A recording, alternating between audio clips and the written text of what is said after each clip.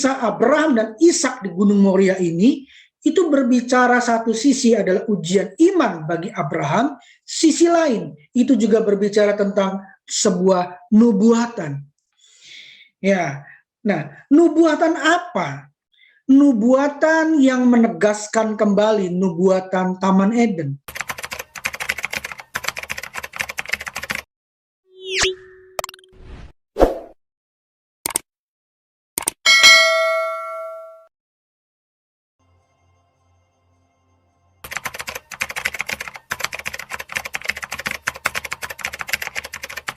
Shalom semua, senang rasanya bisa kembali menyapa Bapak Ibu Lovers of God sekalian.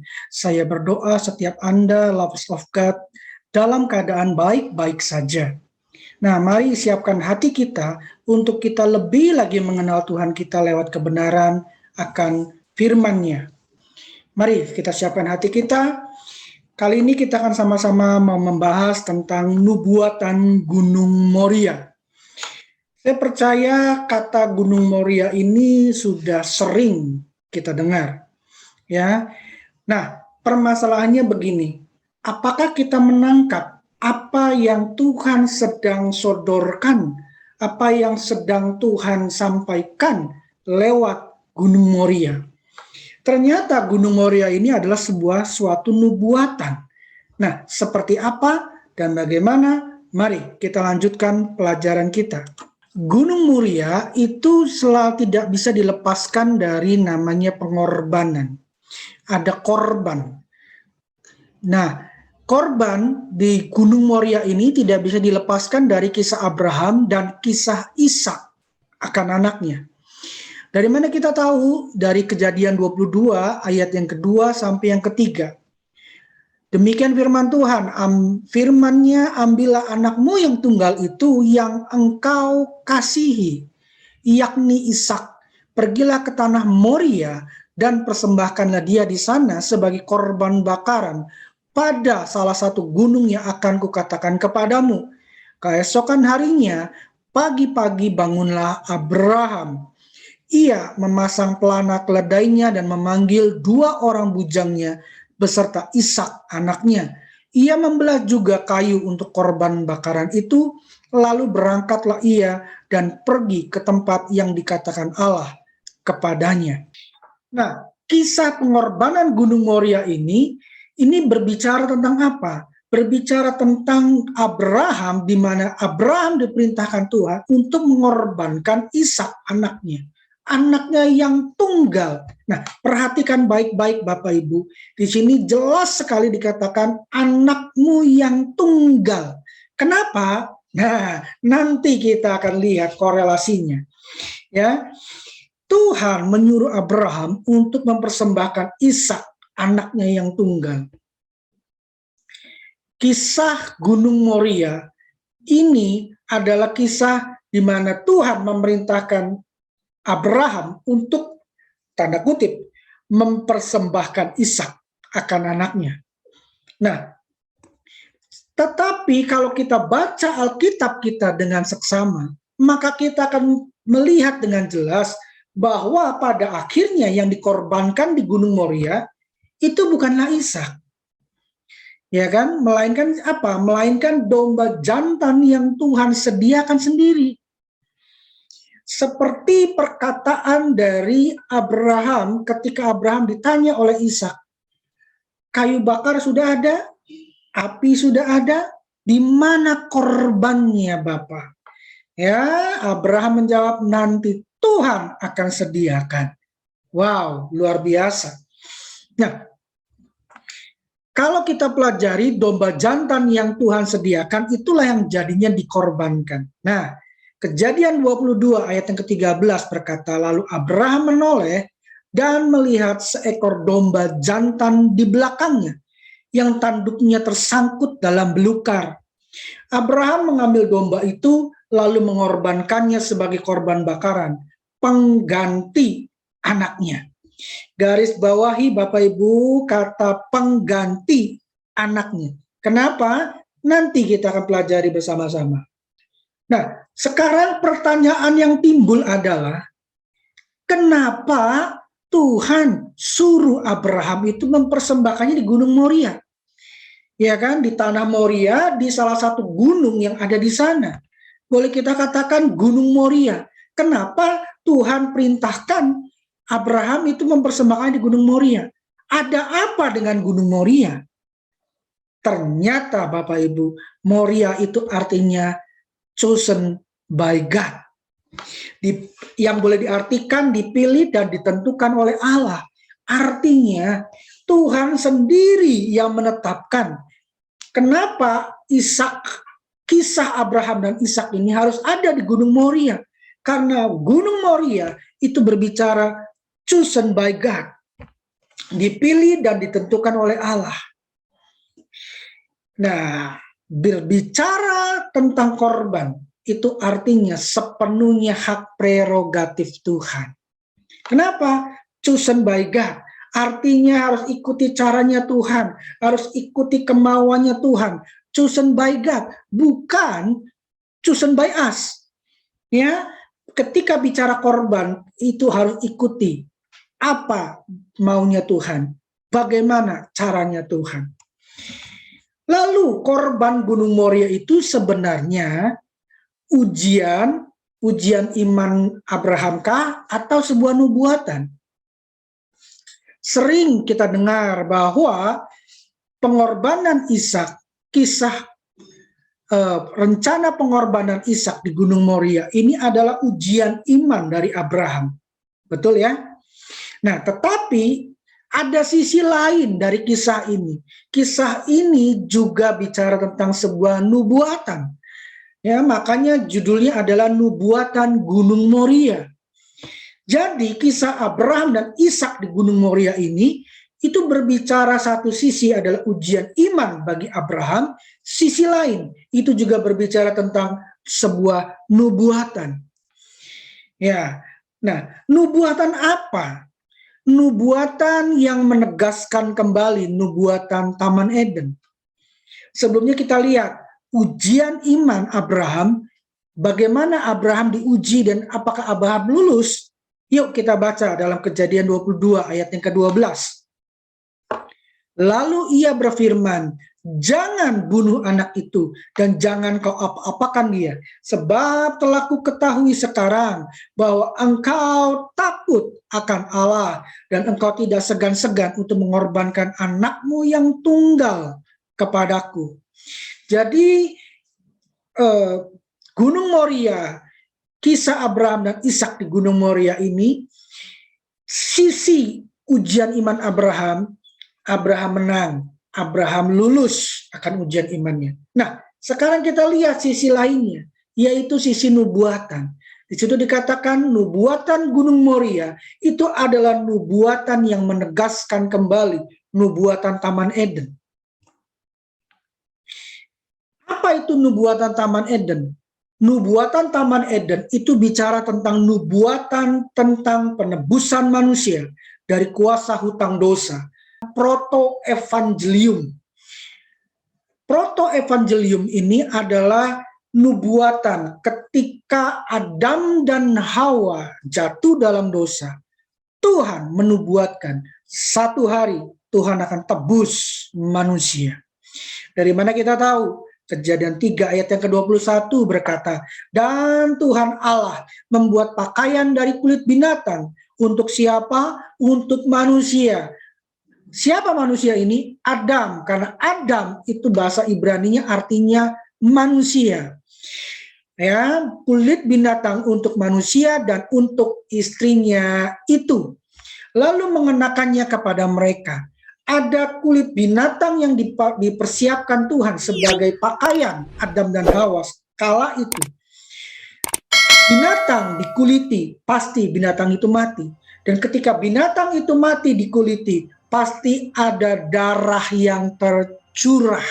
Nubuatan akan proto-evangelium ini diakui pula oleh Nabi Yesaya. Ya, Nabi Yesaya berkata dalam Yesaya 61 ayat yang ke-10 bagian A. Berkata, aku bersukaria di dalam Tuhan, jiwaku bersorak-sorai di dalam Allahku, sebab ia mengenakan pakaian keselamatan kepadaku dan menyelubungi aku dengan jubah kebenaran. Pakaian keselamatan itu sama seperti pakaian yang Tuhan buat dari kulit binatang yang Tuhan pakaikan kepada siapa? Adam dan Hawa. Itulah nubuatan Taman Eden. Nubuatan Taman Eden, proto-evangelium. Nah, nubuatan Taman Eden ini dipertegas lagi dengan nubuatan Gunung Moria. Dari mana kita tahu? Nanti kita akan pelajari sama-sama Bapak Ibu. Ya, mari terus, jangan skip. Mari kita sama-sama belajar. Sekarang hal yang terpenting dalam sebuah nubuatan penebusan manusia itu apa? Hal yang terpenting adalah pemeran utamanya harus Tuhan sendiri. Catat baik-baik. Nubuatan penebusan manusia, karya penebusan manusia, rencana penebusan manusia, itu pemeran utamanya haruslah Tuhan sendiri. Kenapa? Yesaya 43 ayat yang ke-11 dan 12 berkata, Akulah Tuhan, dan tidak ada juru selamat selain daripada-Ku, kata Tuhan. Akulah yang memberitahukan, menyelamatkan, dan mengabarkan, dan bukannya Allah asing yang ada di antaramu. Kamulah saksi-saksiku, demikianlah firman Tuhan, dan akulah Allah. Pemeran utama dari kisah penebusan manusia, nubuatan skenario penebusan manusia, itu pemeran utamanya harus Tuhan. Karena hanya dialah juru selamat yang sesungguhnya. Tidak ada oknum lain yang dapat menebus manusia, yang dapat memerankan sebagai pemeran utama di dalam karya penebusan manusia. Hanya Tuhan satu-satunya. Ya, kenapa? Karena dosa itu adalah berhutang kepada Allah, dan tidak ada yang bisa membayar hutang dosa manusia selain Tuhan sendiri. Ketika kita berdosa di hadapan Tuhan, itu sama seperti kita berhutang kepada Allah. Nah, dengan kita berhutang berdosa kepada Allah, kita tidak bisa menebus dirinya kita. Kita butuh, tanda kutip, oknum atau pihak lain yang bisa menebus kita, yang bisa memerankan juru selamat sejati, juru selamat yang benar. Siapa? Hanya Tuhan sendiri. Get the point? Hal ini juga menegaskan tentang status Yesus, guys. Kenapa? Kalau Yesus adalah sang juru selamat, kita sering mengatakan Yesus adalah juru selamat. Nah, kalau kita berkata Yesus sang juru selamat, itu artinya kita menegaskan bahwa Yesus adalah Allah itu sendiri. Kenapa? Karena juru selamat yang sejati itu haruslah Allah sendiri. Yesus adalah sang juru selamat. Sang juru selamat sejati itu haruslah Allah. Jadi Yesus adalah Allah itu sendiri. Nah, Matius 1 ayat yang ke-21. Matius 1 ayat yang ke-21 berkata, Ia akan melahirkan anak laki-laki dan engkau akan menamakan dia Yesus. Kenapa? Karena dialah yang akan menyelamatkan umatnya dari dosa mereka. Matius 1 ayat yang ke-21 diulangi kembali. Dan dari Lukas 1 ayat yang ke-31, sesungguhnya engkau akan mengandung dan akan melahirkan seorang anak laki-laki, dan hendaklah engkau menamai dia Yesus. Yesus itu bahasa Indonesia, Jesus itu bahasa Inggris, Iosos bahasa Yunani, dan Yesua itu dalam bahasa Ibrani. Sama semua. Hanya perbedaan bahasa, tetapi artinya tetap sama, yaitu Tuhan adalah keselamatan, atau Tuhan adalah penyelamat, Tuhan adalah juru selamat. Jadi dengan mengetahui kita nama Yesus, kita tahu bahwa dia adalah sang juru selamat, bahwa dia adalah Tuhan itu sendiri. Yesaya 43 ayat yang ke-11 tadi berkata, akulah Tuhan dan tidak ada juru selamat selain daripadaku. Nah, kalau Yesaya menyatakan ini bahwa hanya juru selamat yang sejati itu adalah Tuhan. Tidak ada yang lain yang dapat menjadi juru selamat. Artinya Yesus adalah juru selamat. Yesus adalah Tuhan. Kenapa? Karena Tuhan adalah keselamatan. Haleluya, haleluya. Sekarang, nubuatan Gunung Moria itu bicara apa, guys? Yang pertama, Abraham adalah gambaran Allah Bapa dan Ishak adalah gambaran Yesus, Allah Anak. Tadi dikatakan, bawalah anakmu yang tunggal. Ya, bawalah anakmu yang tunggal. Kenapa? Karena Yohanes 3 ayat yang ke-16 berkata, karena begitu besar kasih Allah akan dunia ini, sehingga telah mengaruniakan anaknya yang tunggal. Kenapa kisah ini harus melibatkan harus melibatkan Abraham dan Ishak? Karena Bapa di surga mau tunjukkan bahwa kasihnya itu besar, sehingga dia merelakan anaknya yang tunggal. Yang kedua, gambaran yang kedua, Allah Bapa harus mengorbankan Yesus, anaknya yang tunggal ini. Ya, sebagai apa? Sebagai bukti kasihnya yang terbesar buat kita manusia. Tadi Yohanes 3 ayat 16 berkata, telah mengaruniakan anak yang tunggal supaya setiap orang yang percaya kepadanya tidak binasa, melainkan beroleh hidup yang kekal. Pengorbanan Yesus yang dikorbankan itu adalah penentuan Allah. Moria, ya, chosen by God. Yang ketiga, nubuatan Gunung Moria itu bicara Ishak digantikan domba jantan. Itu bicara apa? Bicara bahwa Tuhan tidak senang atas kematian orang berdosa. Kita mencatat setiap kita telah kehilangan kemuliaan Allah dan kita telah berdosa. Ketika Ishak dipersembahkan, ketika Ishak akan dikorbankan, Tuhan berkata kepada Abraham, stop, jangan dilanjutkan. Ishak jangan dikorbankan. Kenapa? Karena Tuhan tidak senang dengan kematian orang berdosa. Karena Tuhan tidak senang dengan kematian orang berdosa, makanya Tuhan menyetop pengorbanan Ishak. Tuhan melarang pengorbanan anak-anak. Kenapa Tuhan adakan ini? Ini hanya sebagai suatu kisah yang menubuatkan. One day Tuhan mengaruniakan anaknya yang tunggal untuk menebus dosa manusia. Ishak tidak jadi dikorbankan. Sebagai gantinya ada domba jantan yang menggantikan Ishak mati. Ishak yang seharusnya mati diganti oleh domba jantan, sehingga domba jantan yang mati, Ishak yang hidup. Bukankah ini sifatnya tukar guling? Bukankah ini sifatnya suatu barter? Ingat, karya penebusan Yesus di kayu salib itu pun adalah tukar guling, itu pun adalah barter. Kita, Alkitab berkata, kita yang seharusnya mati, kita yang seharusnya terkutuk, tetapi Yesuslah yang mati, yang terkutuk di kayu salib. Untuk apa? Untuk kita dan sebagai kita.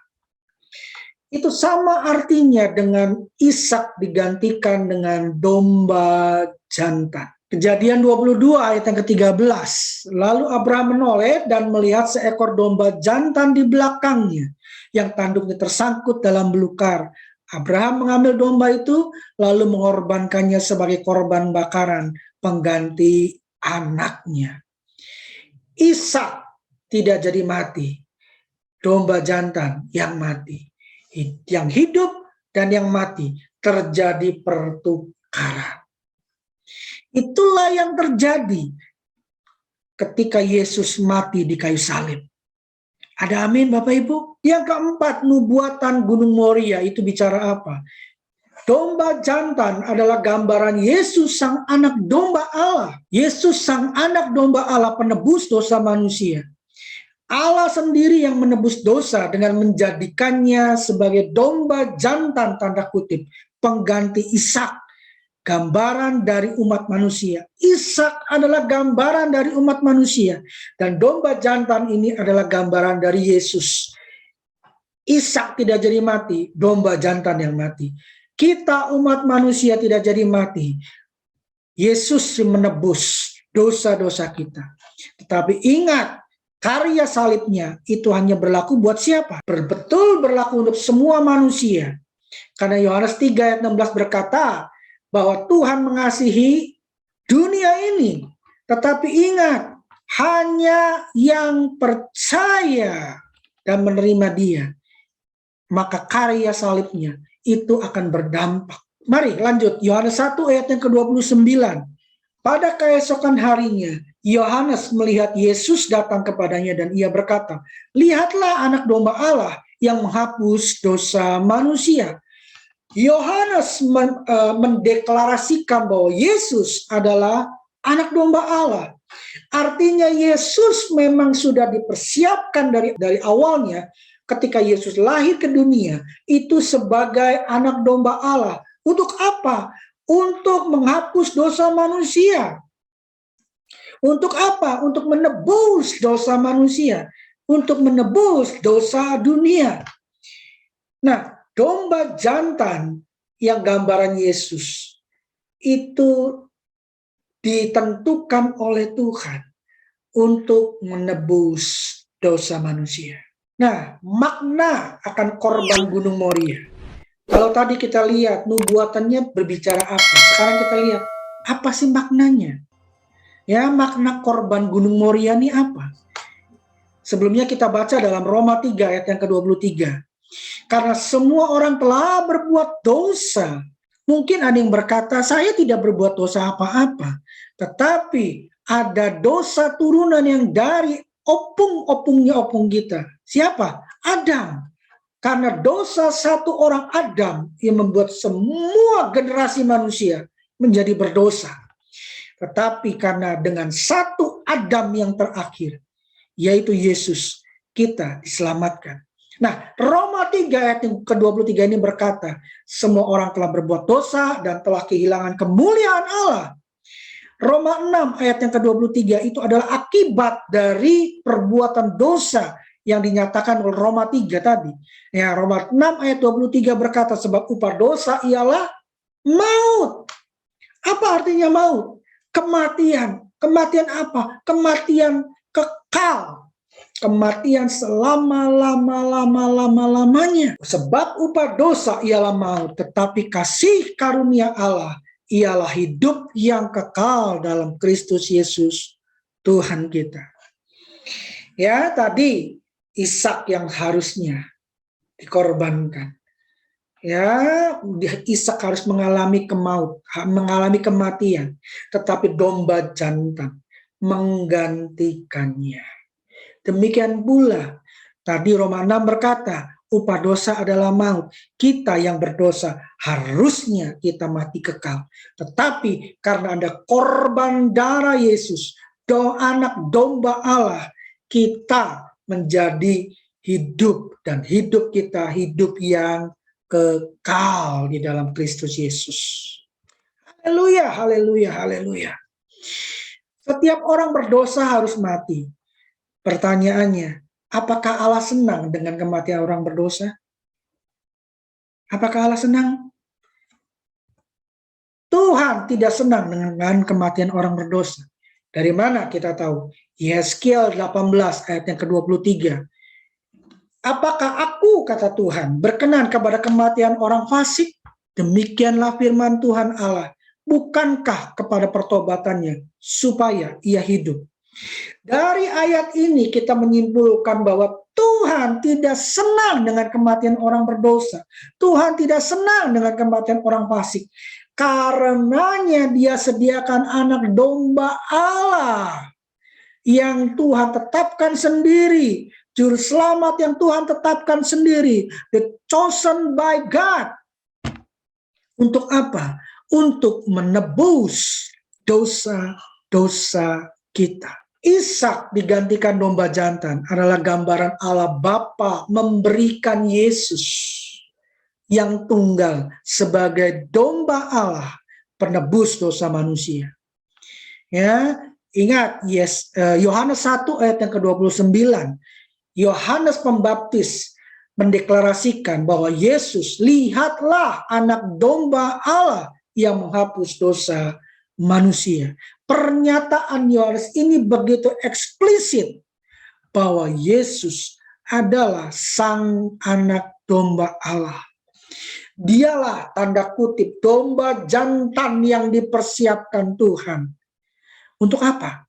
Untuk menggantikan Ishak yang seharusnya mati dikorbankan. Domba jantan adalah penentuan Allah dijadikan korban pengganti Ishak. Ingat arti kata Moria bukan? Moria, the chosen by God. Dipilih, ditentukan oleh Allah. Demikian pula Yesus ditentukan Allah sebagai korban penebus dosa umat manusia. Kenapa? Karena hanya Allah lah yang dapat menebus dosa manusia. Tidak ada oknum lain. Tidak ada pihak lain yang dapat bisa menebus dosa kita. Selain siapa? Tuhan sendiri. Karenanya Tuhan menyediakan tanda kutip domba jantan sebagai pengganti Ishak yang harus mati. Yesaya 53 ayat yang kelima, tetapi dia tertikam oleh karena pemberontakan kita. Dia siapa? Yesus yang diremukkan oleh karena kejahatan kita. Ganjaran yang mendatangkan keselamatan bagi kita ditimpakan kepadanya.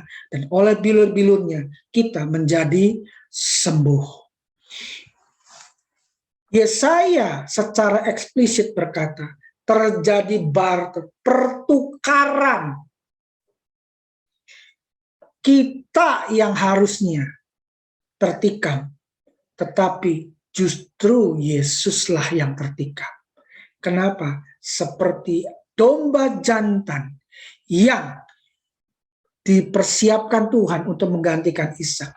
Demikian pula Yesus dipersiapkan Tuhan untuk menebus kita supaya kita Ishak tanda kutip ini tidak jadi mati, tidak harus mengalami kematian kekal, tetapi dibalikkan keadaannya menjadi mengalami hidup yang kekal.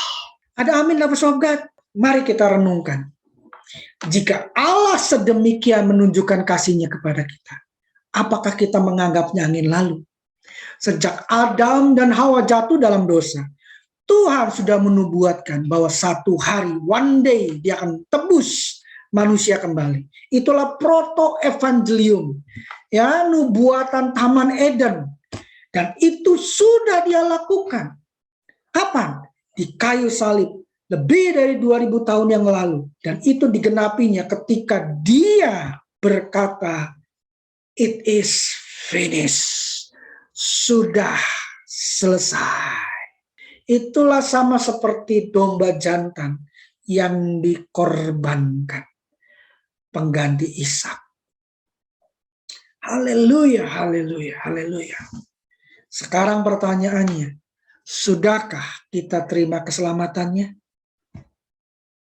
Ya, apakah Anda yang menonton video ini, yang mendengarkan, menyimak, apakah Anda sudah terima keselamatannya? Janganlah kita menganggapnya sebagai angin lalu. Korban salibnya itu begitu dahsyat. Tuhan sudah sediakan. Untuk apa? Untuk kita dari maut menjadi hidup yang kekal. Jika Anda belum menerima keselamatannya, mari undang, terima Yesus sebagai Tuhan, sebagai juru selamat Anda pribadi. Bapak Ibu belum pernah menerima Yesus sebagai juru selamat, mari ikuti doa saya. Bapa yang baik, yang kami kenal di dalam nama Tuhan Yesus. Terima kasih. Terima kasih untuk kasih-Mu yang begitu besar buat kami. Kalau Engkau sudah menyediakan anak domba Allah, yaitu Yesus sendiri, putra-Mu yang tunggal, yaitu Engkau sendiri, Tuhan sendiri yang turun menebus dosa kami. Kami yang percaya Tuhan, kami mau akui, ya, kami orang berdosa, kami butuh diselamatkan, kami butuh ditukar dari kematian kekal menjadi hidup yang kekal. Kami perlu anak domba Allah itu menebus dosa kami. Karena itu saya mempercayai, saya menerima Engkau Yesus sebagai Tuhan dan Juru Selamat saya pribadi. Bertahtalah dalam hidup saya, sehingga saya menjadi ciptaan-Mu yang baru. Saya menjadi anak-anak Allah. Terima kasih untuk korban salib-Mu Yesus. Terima kasih, terima kasih. Saya mengasihi-Mu. Dalam nama Tuhan Yesus. Amin, amin, amin. Terakhir, tidak tahu arah, jangan ragu bertanya. Agar kita tidak salah masuk desa, jangan sepelekan akan korbannya. Yesus, domba Allah, penebus dosa. Tuhan Yesus memberkati. Shalom.